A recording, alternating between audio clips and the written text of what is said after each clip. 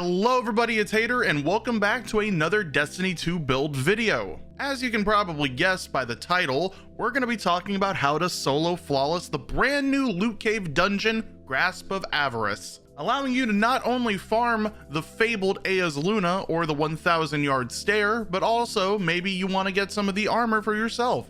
For specifically today's video, we're going to be focusing on getting it done for all of the fellow Warlock mains out there like myself. Later this week, we'll also have a Titan build done, and then the next week, we'll have the Hunters build done. So please stay tuned and make sure you like the video, comment any build ideas you think I should cover, and subscribe to the channel so you'll stay up to date whenever those build videos come out.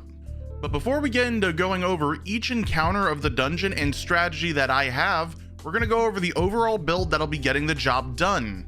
And to start off, we're going to be using a combination of elemental wells and charge with light to dump literally everything into sheer survivability. Because as you can guess, in the new dungeon, we're going to be dealing with a constant onslaught of damage from not only the bosses, but the huge amount of adds since we are trying to solo this. So for the charge with light mods, we're going to be using taking charge, so orbs of power we pick up whenever we kill adds with our masterwork weapons are going to give us stacks of charge with light. Then we're going to be spending the stacks of charge with light on protective light so that whenever our shields break, we have a safety net and gain a 4x damage resistance.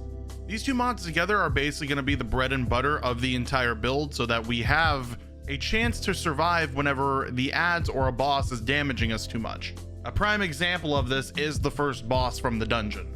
Now for the elemental well part of the build, we're going to be using elemental armaments so that whenever we are using Well of Radiance, the subclass, kills with solar weaponry, because it matches the subclass, are going to eventually create an elemental well after we get enough kills with them. The main reason we actually use this mod is just because, and I don't know if this is just me, this dungeon gives a lot of ammo very quickly. This just means we can pretty much dump all of our resources into our special and heavy weapon so that they can create elemental wells instead of relying on things like explosive well maker or elemental ordnance. To add basically another extra line of defense so that we don't die, to make this well do something, we're going to use the mod Well of Life so that picking up the solar well is going to give us 10 seconds of constant healing. And then to add on to the already huge benefit we're getting from picking up the solar well, since we're using solar weaponry, we can use Font of Might on top of this to add 25% more solar damage for 10 seconds.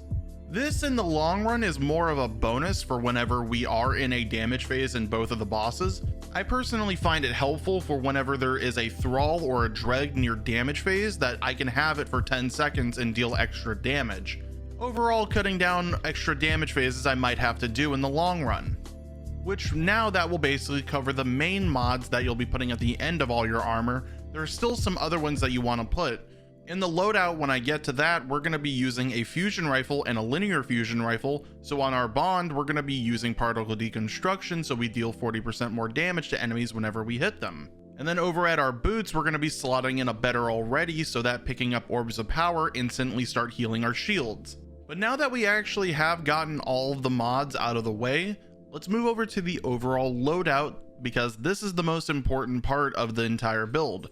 In my build videos, I usually don't bring up certain weapons to run because then it would limit a lot of the players in the player base. But because of the content, I will be leaning more towards optimal loadouts that I recommend you run, or technically my loadout that I run. I'm still going to tell you where you can get all of these weapons, but I do recommend that you farm these out before attempting this because it will just be harder on yourself without them.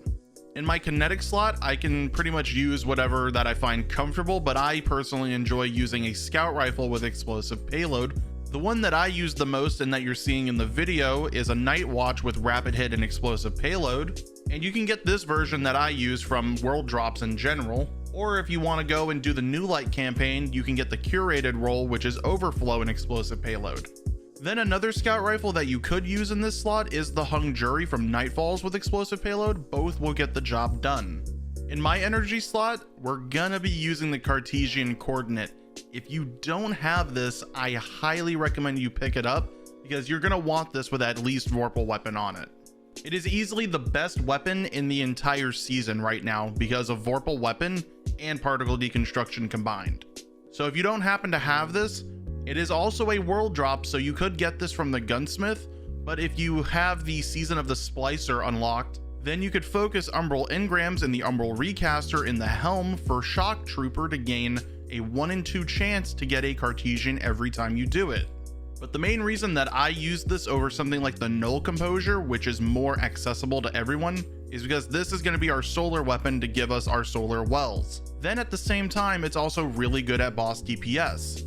If I had to give a recommendation of what else to get on it besides Vorpal Weapon, I personally really enjoy having Lead from Gold on it, because whenever you pick up a heavy brick, it means it's also going to give that weapon ammo too, which when we're using linear fusion rifles and fusion rifles together, especially with the dual scav that we get from the artifact, it means that we can have really good ammo economy overall. And then finally, over at the heavy slot, we're going to be using Sleeper Simulant with its catalyst, because after receiving buff after buff, this thing just tops DPS charts astronomically now.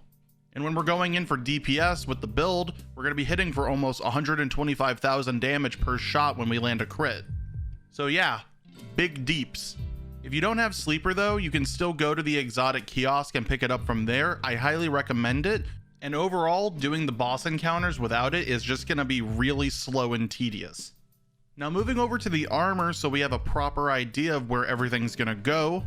For the exotic slot starting off, we're going to specifically use the Lunafaction boots just because of the Burdened by Riches mechanic, which is what happens whenever you pick up the exotic engrams inside of the dungeon. One of the things, and the first tip of the video, is that whenever you have 10 of them, it instantly recharges your super. Basically meaning we can throw aside other exotics like Phoenix Protocol or Mantle of Battle Harmony, because we're already going to get a lot of our super energy back instantaneously. Then Lunafaction Boots is going to take advantage of that, because it's going to give us a lot of reload speed while we're inside of our well, which in the long run is going to further increase our overall DPS output. But now over at my helmet, I'm going to have this solar energy so I can put Well of Life at the end of it, and I'm going to have both a linear fusion rifle and a fusion rifle ammo finder in both of the slots. In my arms, I have them stasis, but they can be any element of my choosing, and I'm using a taking charge at the end of it because it's neutral, and reload enhancer mods just because I have the extra space. Over at my chest piece, this is where it's going to get a little interesting, because we can have this as 2 elements that you're going to run throughout the entire dungeon. So I highly recommend that you have 2 chest pieces of both Arc and Void energy, because alongside our Font of Might, which is at the end of it, and neutral so it can fit in both armor pieces, are going to be 2 elemental resist mods based on both of the armor pieces. For the Arc chest piece, it's going to be Arc resistance, and for Void chest piece, it's going to be Void resistance. The reason that we have them both as these elements is because most of the entire dungeon, majority of the ads like the dregs and the vandals are going to be shooting you with arc damage. And for specifically the first boss of the dungeon, we'll be using the Void resist mods because the boss just doesn't care and shoots you with his Void beam whenever he sees the opportunity. If you don't want to have 2 pieces of armor like me, because I prep a lot of my armor for my builds, you can just use 1 piece of armor and have 2 sniper resist mods on instead. This will just add on an extra layer of defense of the already insane amount of defense we have. Over at the Lunafaction boots, I have these specifically as Void so we can fit better already in Protective Light in, and then a scav of my choice. Relatively simple. And finally, on the Bond, it's where Particle Deconstruction is going to be, and Elemental Armaments because it is a neutral element. Overall guys, this is just what I recommend to bring into the dungeon when you're doing the solo flawless, or a solo attempt in general. You can change out anything that you feel like would be comfortable for you. This is just what I find to be the most optimal. Now that we've completely gotten the build out of the way, you could take this and go right into the dungeon, but I also have a few tips and tricks that I can tell you to make it a lot easier on yourself. Starting off with the first part of the dungeon, which is entering the loot cave itself, there is a little truck that you're going to see that I get on top of or next to, and use it as some form of a checkpoint to keep my distance with the ads and also not spawn the enemies when I get close to the loot cave. The second tip, as I stated before, is whenever you pick up 10 exotic engrams, it's going to instantly refill your super.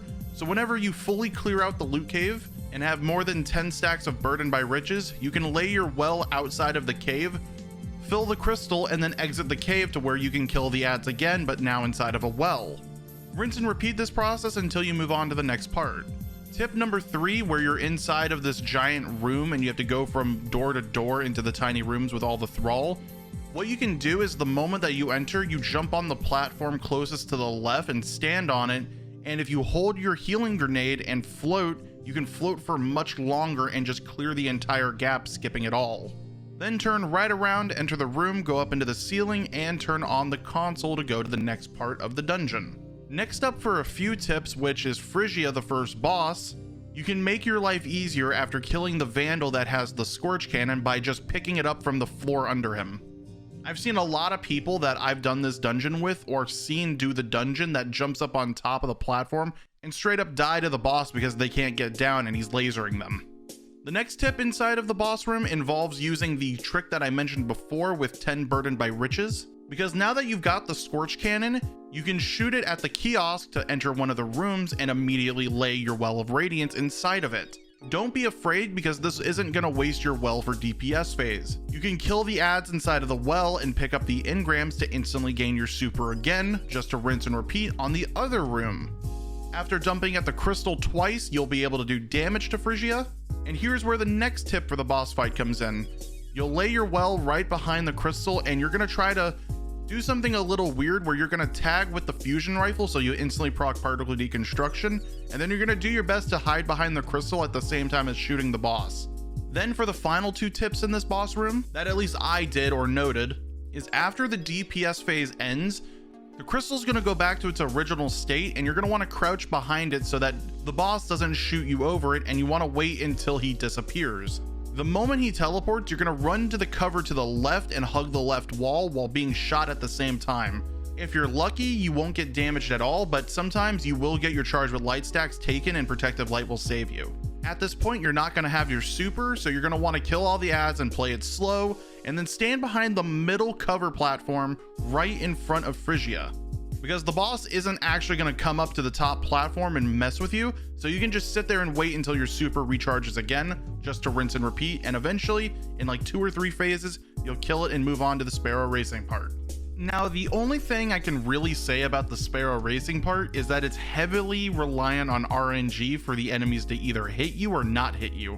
The only thing I can recommend is stick to the left side path of the entire racing section, and use the always on time Sparrow if you happen to have it. I've actually never run this without the always on time, so I don't know if it's going to be even more challenging than it already is. As for the shield section, there really isn't anything to comment on this also. It's pretty much the same thing even with a 3 stack in there. The only thing I can say is to abuse the 10 stacks of Burdened by Riches trick again here, so you can lay your well on the crystal and then just abuse healing on top of it. And finally, the boss room itself. Now, there really isn't a whole lot I could say about the boss room, because yeah, it's the same thing with 3 people, just a lot slower. Most of the time you're going to be sticking to one side with a Scorch Cannon. What I could really say here is pick up the Scorch Cannon every time you drop it every now and again so it doesn't despawn or spawn another Scorch Vandal. That's really it for those. As for the mini bosses, you can still use the 10 riches trick here from the mini boss that drops 10 of them instantly, and just burn down the shank right after you kill him, or kill the shank then kill him. If you're getting kills, getting your Well of Life, getting your charge with light stacks, clearing out all the ads, the 60 stacks, and dunking it into the crystal, you should be pretty good to just burn the boss in 3 phases or so. Overall, guys, that's actually it for the video. It's been a bit of a long one today, but I had to explain quite a bit. If you guys do have any questions, please leave them down in the comments and I will answer them as best as I can. And I hope this video helped you guys get your solo clear done. But that's going to be it for me, guys. I'll see you all in the next one. Bye bye.